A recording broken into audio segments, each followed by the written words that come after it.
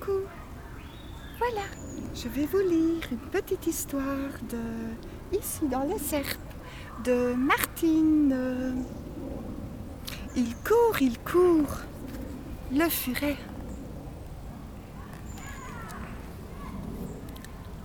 Martine, il court, le furet. Les vacances sont finies.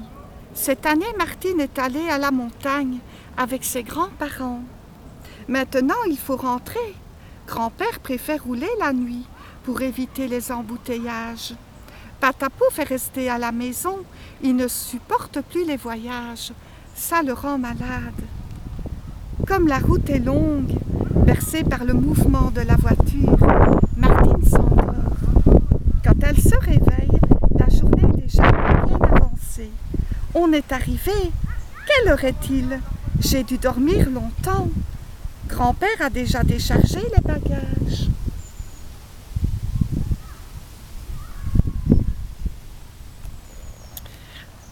Grand-mère s'affaire dans la cuisine. Bonjour mamie, j'ai une faim de loup. Je peux t'aider? Bonne idée. Va dans le jardin me cueillir une salade. Tu t'habilleras ensuite. Rapporte-moi aussi quelques fleurs pour décorer la table. C'est l'anniversaire de papy aujourd'hui. Martine adore le jardin de ses grands-parents. L'été, il regorge de légumes, de fruits et de fleurs. On y trouve aussi des plantes aromatiques que grand-mère utilise pour parfumer les plats. C'est un vrai jardin de curé, dit-elle, souvent en riant. Mamie, qu'y a-t-il donc? Le jardin est dévasté. Toutes les fleurs sont piétinées.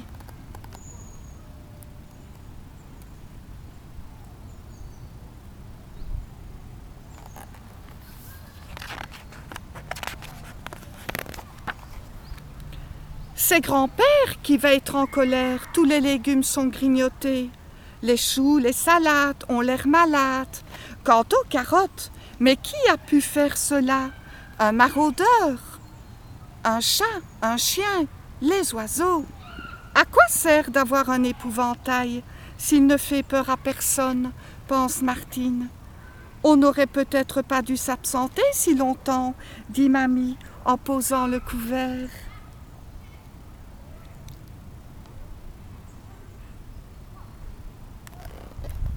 L'après-midi est chaude et calme. Martine retrouve son petit coin de jungle tout au fond du jardin. Elle se hisse dans son hamac et feuillette le livre qu'elle a emporté. Autour d'elle, on n'entend pas une mouche voler. Seul un merle siffle, parfois dans le cerisier. Martine a les yeux qui se ferment. Elle abandonne son livre. Soudain, elle sursaute. Il fait presque nuit. Que se passe-t-il? Elle croit rêver. Quelque chose s'agite autour d'elle. On dirait une pelote de laine avec des oreilles. Mais non, c'est un lapin, puis deux, puis trois, un bataillon de lapins.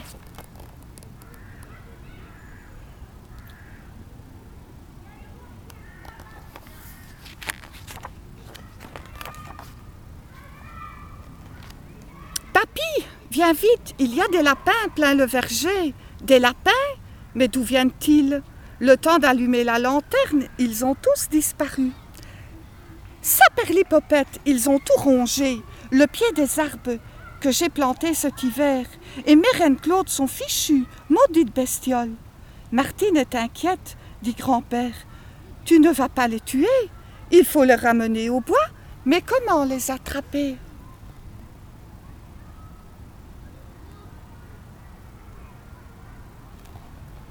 Grand-père réfléchit. Nicolas, le fils du fermier, a bien un élevage de furets. Mais des furets? Oui, ils se délochent les lapins de leur terrier. Ils délochent les lapins de leur terrier. Va le voir, il pourra peut-être nous aider. Bonjour Nicolas, le jardin de grand-père est envahi par les lapins. Il paraît que tu as des furets qui peuvent nous tirer d'embarras. Peux-tu nous en prêter un? Mais oui, bien sûr. Je te présente Finot. N'aie pas peur. Celui-ci est le plus gentil. Il ne mord pas, mais fait quand même attention. Il a les dents pointues comme des aiguilles.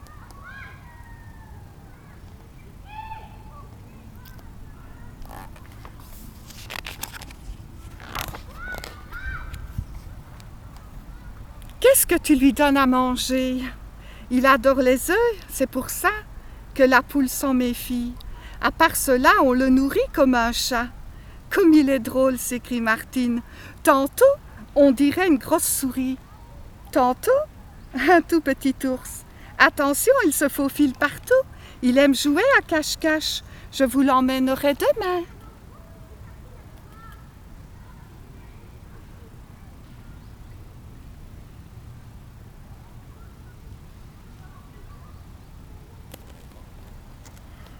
Je vous l'amènerai demain matin. Nicolas arrive avec son furet et des filets. Pourquoi tout cet attirail? S'écrie Martine. Nicolas lui explique.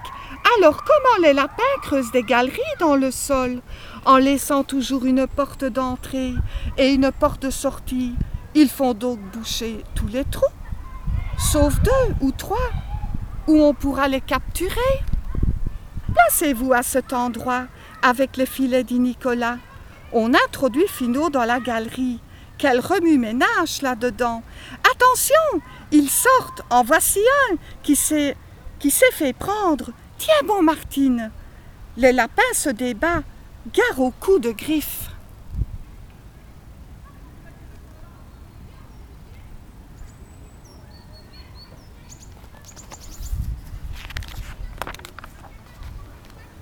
Martine et grand-père savent maintenant comment s'y prendre.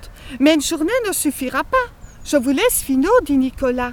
Je viendrai le reprendre quand vous aurez fini. 2 jours plus tard, tout est terminé. On enferme les derniers lapins dans des cageots. Maintenant, nous allons les ramener dans le bois, dit Martine. Et ils seront plus contents, et papy aussi.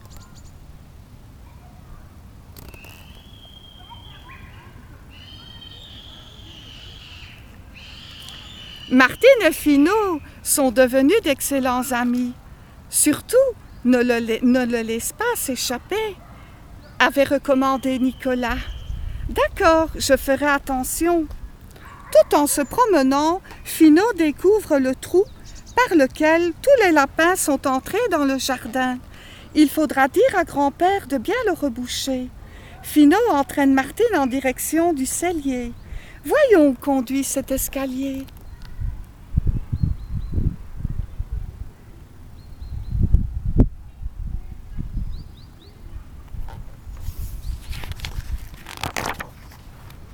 Autrefois, on entreposait le citre dans ces grands tonneaux. Maintenant, ils sont vides, mais ils sentent toujours bon, le jus de pomme. Toc, toc, toc, y a-t-il quelqu'un là-dedans? Il fait noir comme dans un four. Soudain, 4, 5, 6 petites choses grises bondissent hors du tonneau. Hi hi, des souris. Qui sait depuis quand elles habitent cette barrique? Bravo, Finot, tu les as débusquées.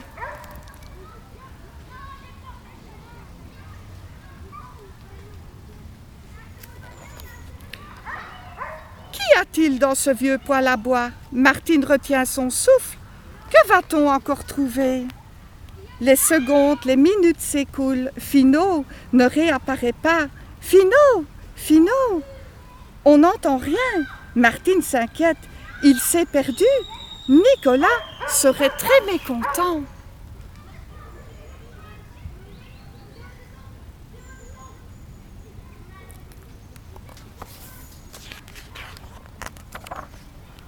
Martine s'impatiente. Elle tambourine sur la buse du poêle. Pouf! Voilà qu'elle l'a pris toute la suie sur la figure.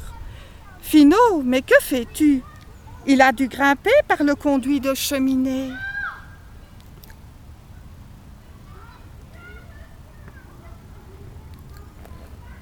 Finot est ressorti par ici. Il a laissé des empreintes sur le sol. On peut le suivre à la trace. Il va mettre de la suie partout. Coucou, le revoilà.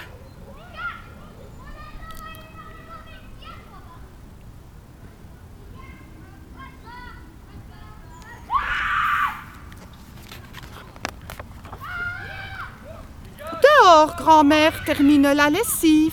Elle a l'air de bonne humeur. Eh bien, d'où sortez-vous tous les deux? Vous êtes tout noirs comme des charbonniers. Un peu d'eau et du savon. Et au bain le furet.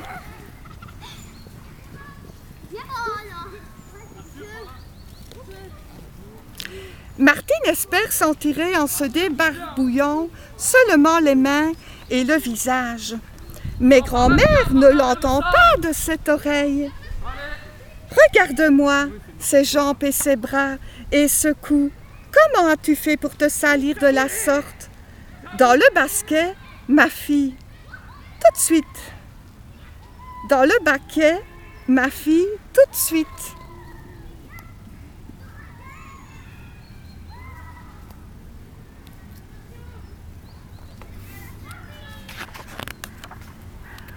Bonjour Nicolas. Bonjour madame. Avez-vous encore besoin de Finot? Non, non, tu peux le reprendre. Il n'y a plus un seul lapin ni au jardin ni dans le verger. Tu nous as rendu un grand service, papy, et très content. Bonjour Finot.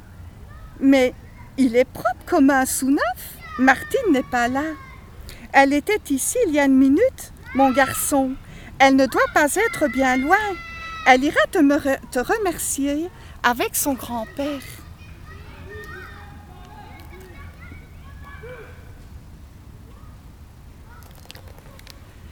Nicolas suit du regard une guêpe qui bourdonne. Elle va se poser juste sur le nez de l'épouvantail. « Génial, votre bonhomme de paille, dit-il. Il a vraiment l'air nature. »« Au revoir, madame. À bientôt. »« Viens, Martine. » Nicolas est parti. « On la prend, cette douche.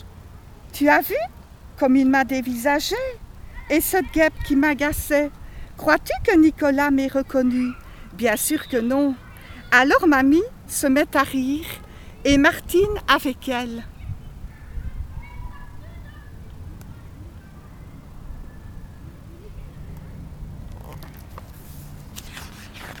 Et voilà les amis, je vais vous remontrer les images de ma petite histoire de Martine.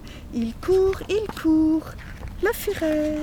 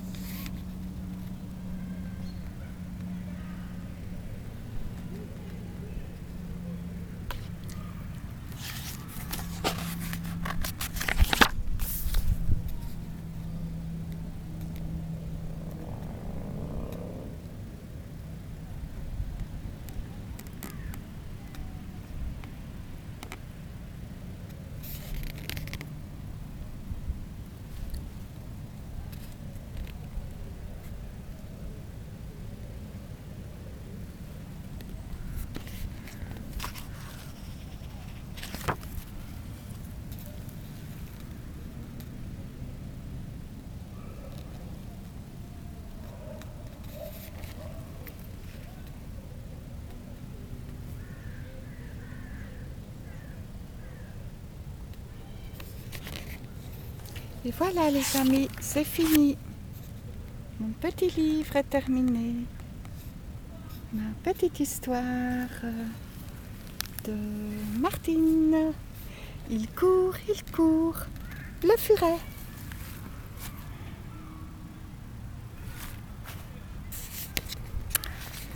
Voilà.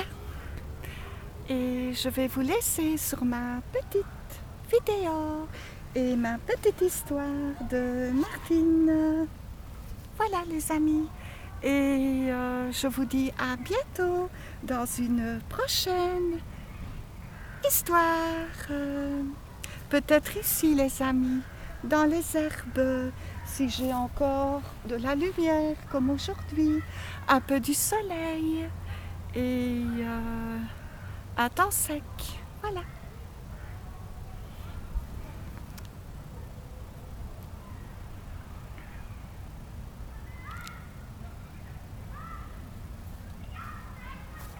Je vous montre encore un peu les amis, les alentours, pour finir ma petite vidéo.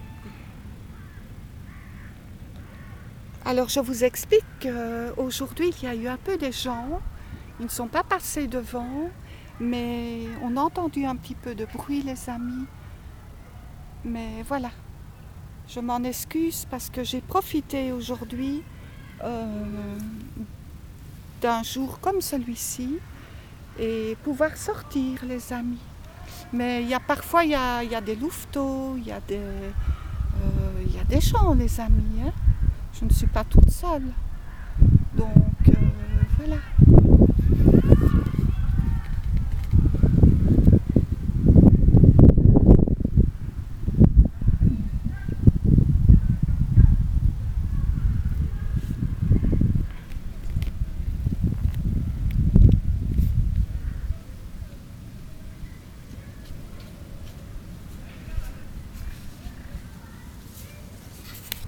Voilà.